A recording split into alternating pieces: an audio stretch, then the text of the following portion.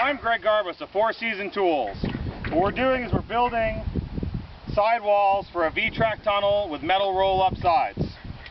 We showed you how to install the sidewall purlin when we had it flipped upside down. Once the whole wall was flipped back over, the next thing we're going to do is we're going to put the baseboard on. If this was a wooden roll-up sides, we would use the second hole up for our carriage bolts or our forged eye bolts, and that's where we would put the lumber on the outside. Since this tunnel has metal roll-up sides, our baseboard is replaced by a metal hat purlin. So the first step to do is we use some large vice grips, and before we even installed the hat purlin to the sidewall hoop, we went ahead and we put the hat purlin cap in, put that in with 2 self-tapping screws. When we measured all of our 30-inch marks for our purlin, we also measured where the bottom of the hat purlin was going to go. The second hole, every 24 feet, there's going to be a forged eye bolt. That's for the exterior anchor. So what we did is made sure that we installed our hat purlin above where that forged eye bolt's going to go. 6 inches gave us enough clearance, so that was a simple measurement. So we went ahead and when we marked all the hoops, we marked 6 inches on the outside of the sidewall hoop, and we marked 30 inches on the inside for the sidewall purlin. Once we had our 6-inch mark, we've got our purlin cap inside of our hat purlin. We then went ahead and we installed our hat purlin. We lined it up to the bottom of that mark. We made sure that everything was still square, and we put a self-tapping screw in the top of the hat purlin. Since we need to make up the gap between the plastic and this plastic attachment channel, we need to make up the air gap there. We put a plastic attachment channel on the bottom of the hat purlin. At every hoop, we go ahead and we put in a self-tapping screw, and then we went in and at the seams and in the middle, we drilled a hole and put in a 1/4 inch by 1 inch hex bolt. That ensures that the hat purlin and the bottom plastic attachment channel are properly secured to the sidewall hoop. Once we have the entire hat purlin installed throughout the whole structure, again, we're continuing to use our spacer boards to make sure we keep our 6-foot spacing. We will go back and we'll start putting in our forged eye bolts. On the outside, they'll be every 24 feet, and we'll use our V-track anchoring reference chart, and we'll also put our forged eye bolts in the hole that's parallel to the track, which is 36 inches up from the bottom.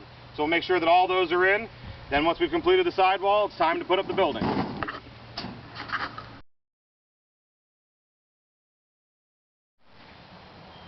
We're continuing to talk about the metal roll-up sides. When we had our sidewalls on the ground before we erected the tunnel, we talked about how to put the hat purlin on the bottom. It was raised up high enough that it wouldn't interfere with any of the bolts for the rollers or any of the forged anchor bolts that are every 24 feet on the outside for the exterior earth augers. Now we've got the high tunnel up, and we continued to work on the different components for the metal roll-up sides. First thing that we put in was our hip board. It's an all-metal hip board using double plastic attachment channel. So we took our double plastic attachment channel and we attached it to our end wall hoop using 2 2 3/8 inch brace bands. The brace bands sleeve into the end of the double plastic attachment channel, so we had to drill 2 holes for where the brace band bolts go. We then sleeved our brace bands through the ends of the double plastic attachment channel, and we put the bolts in. We had to use a pair of channel locks to bend the channel up just a little bit to get the heads of the bolts in. Because this is 12-foot double plastic attachment channel and our spacing is every 6 feet, with this first piece, because it was shimmed over slightly because of the brace bands, actually ended up past our second hoop. So what we ended up doing is we temporarily put the piece up, figured out where it landed in the center of this hoop, and then trimmed that piece to fit. The double plastic attachment channel is secured differently on all of the center hoops than it is from the end wall hoop. Again, on the end wall, we're using the 2 3/8 inch brace bands for a nice strong junction towards the end wall. On the rest of these, we're using pipe straps on the inside. There's a slot in the back of the double plastic attachment channel, and that slot allows you to put a 1/4 inch by 1 inch hex bolt into the back of the channel. So before we put the channel up, and before we screwed it in from the outside, we had to slide all of our hex bolts into the back of the double plastic attachment channel. We then tighten these down. If you're going to use an impact, you have to be really, really careful because it can actually suck that bolt right through the aluminum channel. So I prefer to use a wrench to actually tighten down these 1/4 inch bolts using a 7/16 inch deep socket. So we've got a bolt on both sides of the pipe strap. Once this is up and held into place, the next thing we're going to do is we're going to screw everything together. So on the outside, we're going to put a screw that goes through the double plastic attachment channel into the hoop from the outside. We're also going to add a screw right here to the back side of the pipe strap. Since this has taking the force of the roof plastic, it's important to make sure that it's properly secured to the building. Then we come over to the next spot where we have a seam, where this piece of double plastic attachment channel meets this piece. We want to make sure, as we're putting this up, if we get our spacing correct, that the ends of our double plastic attachment channel end right at the center of the hoop. So if you start in one end, if you have all your spacing right, you're not going to have any problems. If you start in the middle, sometimes it's helpful to put your full 12-foot pieces in. That way, if you have to cut your last piece, that you can just make sure that you get it right where you need to and the two pieces butt up. So even though there's a seam right here, we still have this screwed into the hoop from the outside, and we've got a screw inside of each channel. So there's 2 screws attaching this to the hoop and 2 screws attaching the other piece to the hoop as well. And then again, we'll add another screw to the pipe strap to make sure it's a strong junction. If any of your double plastic attachment channel doesn't come right together or doesn't butt up properly, you're going to have to use splice plates to make sure that you continue to have that as a strong connection. So that's our metal hip board. All the way on this end, you'll notice that we have a sidewall door. That is specific to this configuration of high tunnel. If you do have a sidewall door, you just got to make sure that you bring everything 1 hoop in. So our plastic attachment channel ends at our 2nd hoop as opposed to ending at our 1st hoop. If we go back over here, we can talk about some of the other components. So now we have a lot of single plastic attachment channel. Our hat purlins or our metal baseboards were installed. We did this on the ground, and when we installed them, on the bottom of the hat purlin on the outside, there's a single plastic attachment channel. That single plastic attachment channel is so that you can have a flap of plastic that makes up the gap between the track and the metal baseboard. Since this has roll-up sides, you always want to have a pocket or a place where plastic is permanently attached between the first 2 hoops. If there was no pocket here, cold air could come right in from the end of your roll-up sides. So what we need to do is install plastic attachment channel for the pocket. For the top of the pocket, we can use the bottom of the double plastic attachment channel. For the right side, we installed some single plastic attachment channel right here in between the components.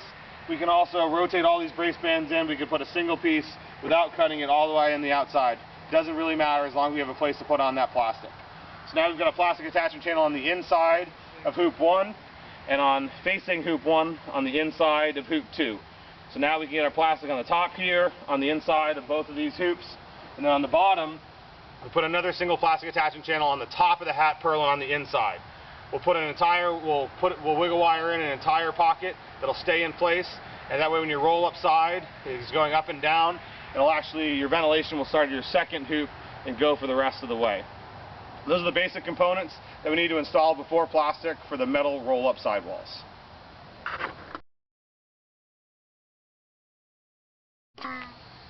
We just finished installing our metal roll-up sides for this 30 by 48 stationary high tunnel. We have on the top our double plastic attachment channel. That's our metal hip board. On the bottom, we've got our metal hat purlin. At every corner, we drilled and put in a 1/4 inch by 1 inch eye bolt. This eye bolt allows us to attach our rope wall, sometimes called a wind rope. So we attach them at the 2 corners and then in between each hoop. On the top corners, we use the rope hook, the little aluminum rope hooks, and we put those in with 1.5" self-tapping screws. We put 2 in the outer corners, and then we also put them in at every hoop. We put the rope hooks at every hoop so we can screw them right into the hoops themselves. The corners, because they can't go far enough out to go to the hoops, they are just cheated in a little bit, but all the ones in the center are at the hoops. It allows us to put in this rope wall and have a zigzag or a sawtooth pattern along the structure. We've also installed our hand crank.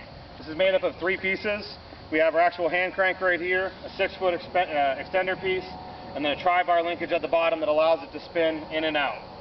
When we roll up the sides, we just go ahead. I like to roll it so the roll bar goes on the inside so it doesn't collect water. We roll up the entire sidewall. Once we have it where we want it, we just go ahead and we can twist this out, put it down, and that'll lock it in place. It's important to realize there's a lot of force and weight on those roll bars. You want to be careful when you use it and when you let it go. You don't want it to spin. We definitely have heard of people allowed that to spin and knocked out a tooth, so be careful. The only thing that's left to finish this metal roll-up side is we'll put a plastic pocket in between the 1st and the 2nd hoop. We installed all of our plastic attachment channel for that already, so all we got to do is put in the plastic. That makes sure that any cold air that's going to get into the structure has to travel that first 6 feet before it can go inside the structure. So we're basically done our metal roll-up sidewalls.